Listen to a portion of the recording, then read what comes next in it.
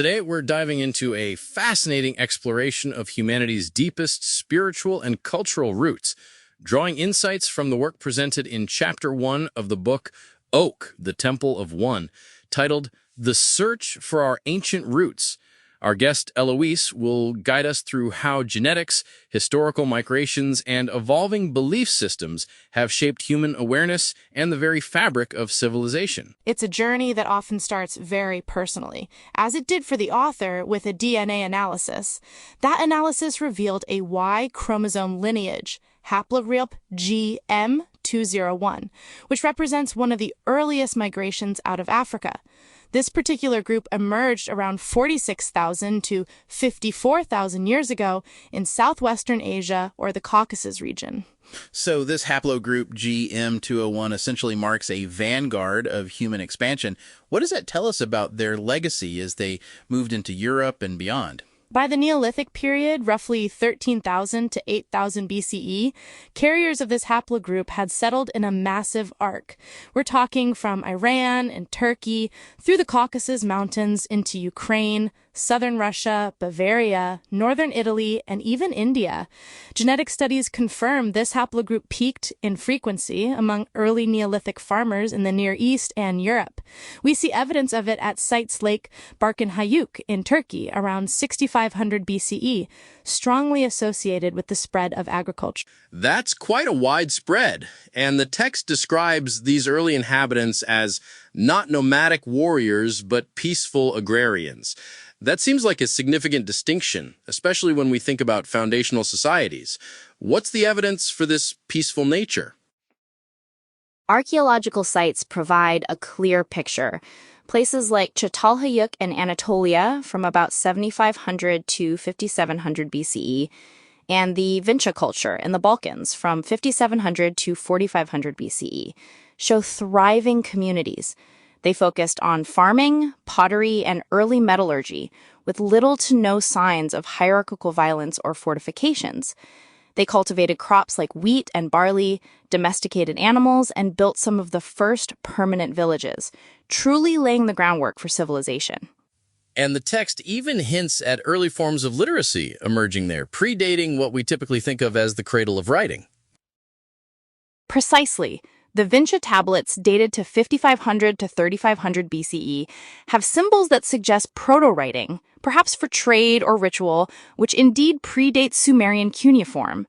In India, their counterparts were the Dravidians, in the Indus Valley Civilization around 3,300 to 1,300 BCE, who had advanced urban planning, drainage systems, and their own undeciphered script, pointing to sophisticated administration. So, this period of peaceful agrarian development seems to be a foundational chapter in human history, but the text indicates this stability eventually ended, around 5000 BCE. That's when things shifted dramatically. The arrival of Indo-European, or Aryan, groups from the Pontic-Caspian steppes brought a new dynamic. Genetic data from Yamnaya culture burials, roughly 3,300 to 2,600 BCE, shows a massive influx of steppe ancestry into Europe and South Asia. This is often linked to violent conquests that fundamentally disrupted those established Neolithic societies. And this disruption wasn't the only layer added to this evolving cultural landscape. No, it wasn't. By 1500 to 1000 BCE, Semitic peoples, including those associated with the Exodus narrative, added another layer, especially in the southern Levant. These Semites were highly literate with early alphabetic scripts, and they emphasized intellectual pursuits like law and philosophy. Their worldview leaned toward what the author calls rational atheism. Now, rational atheism for Semitic peoples, particularly those connected to early Hebrew texts, might sound paradoxical to some listeners, given the profound religious texts we associate with them. How does the author define that? It's about their focus. The author describes it as a focus on earthly ethics without strong emphasis on an afterlife. Early Hebrew texts depict Sheol as a shadowy realm, not a vibrant spiritual continuation in the way other traditions might. So it's not atheism in the modern sense, but a worldview prioritizing logic and ethics in the here and now, rather than a mystical, vivid afterlife. That distinction is important. So we have this crucible of ideologies forming in the Balkans and Near East, the original mystics, the Aryan invaders, and the Semitic peoples. And literacy plays a crucial role in how these ideas solidify and spread. Absolutely. This convergence created what the text calls a crucible of ideologies. We have the organic Gnostics as the original mystics, the social enforcers or false prophets, representing the patriarchal dominance brought by the Aryan invaders, and then the rational atheists with their logic-driven worldview. The rise of literacy from proto-scripts to full alphabets amplified this shift, enabling these patriarchal narratives to dominate spiritual discourse. Let's delve deeper into those organic Gnostics, the original inhabitants. What characterized their spirituality? Their spirituality was deeply rooted in nature's sacredness, with the feminine divine at its core. In the Balkans and Caucasus, figurines like the Venus of Willendorf, though pre-Neolithic, and later Neolithic goddess statues, point to a reverence for fertility and life cycles. The Dravidians in India worshipped similar mother goddess figures, symbolizing creation and destruction simultaneously. The source also notes that this dual aspect reflected the dangers of childbirth, making the goddess a figure of both nurturing and inevitability. That emphasis on duality, birth and death, seems significant. And the text notes a hallmark of this culture was gender equality. Yes, gender equality was integral. Men and women shared social roles with partnerships rather than dominance. In Minoan Crete, from 3000 to 1100 BCE, frescoes show women leading rituals and participating in public life with no evidence of male-centric warfare. Priestesses, often depicted with snakes as symbols of renewal, officiated at sanctuaries, emphasizing harmony with nature.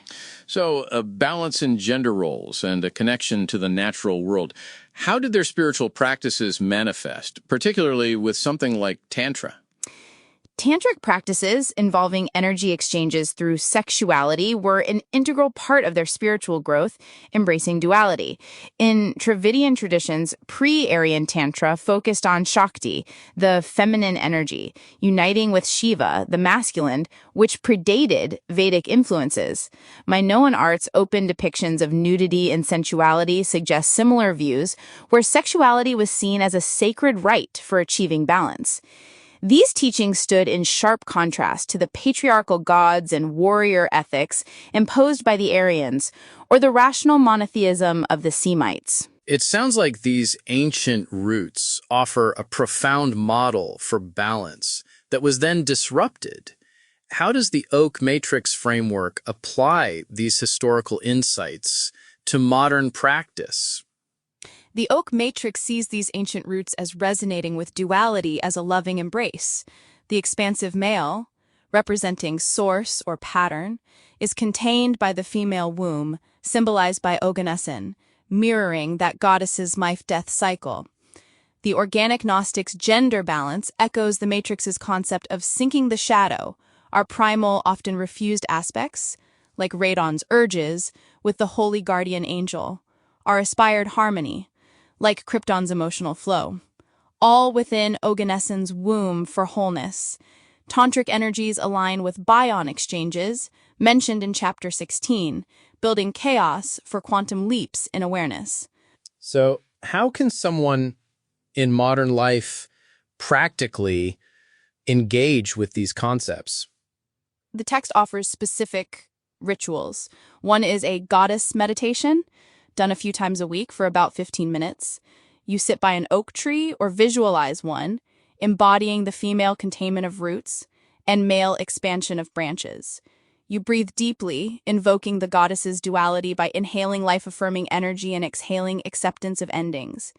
It involves journaling your refused shadow traits, like unchecked passion, and your aspired HGA qualities, like compassionate balance, merging them in your heart's resonance. This ties into Minoan snake symbolism, imagining energy coiling upward to foster equality in relationships. That's a very specific, grounded practice. What about the tantric aspects? For tantric energies, there's a tantric partnership ritual with a consenting partner. You hold hands in a sacred space, discuss shared goals, the male expansion, and boundaries, the female containment. You engage in prolonged eye contact or gentle touch, building energy without release, which echoes tantric prolongation from chapter 35, visualizing Oganessen's womb containing your dual sparks. For solo practice, you can mirror this internally, syncing opposites for personal growth, echoing the Dravidian Shakti-Shiva union, evolving awareness through loving duality. And the connection to nature that was so central to the original inhabitants. There's a nature communion walk. You visit a natural site, whisper gratitude to Gaia, and collect an acorn or a leaf, meditating on the harmony of Neolithic agrarians. The text suggests visualizing literacy's patriarchal shift as a spook to rupture, using the Sterner synthesis from the individual introduction, owning it as resonant layers. You end with affirmations like, I embrace life and death as one, in duality's love. These practices aim to revive the essence of those organic Gnostics, offering a path to integrated mysticism that counters the dominance of social enforcers and the pure rationality of atheistic worldviews. It's about finding that ancient balance in a modern context. It's a reminder that our deepest roots offer profound wisdom for navigating the complexities of the present. Indeed, this journey through our ancient past reveals foundational ideological clashes that still resonate today, and the Oak framework offers a way to integrate them.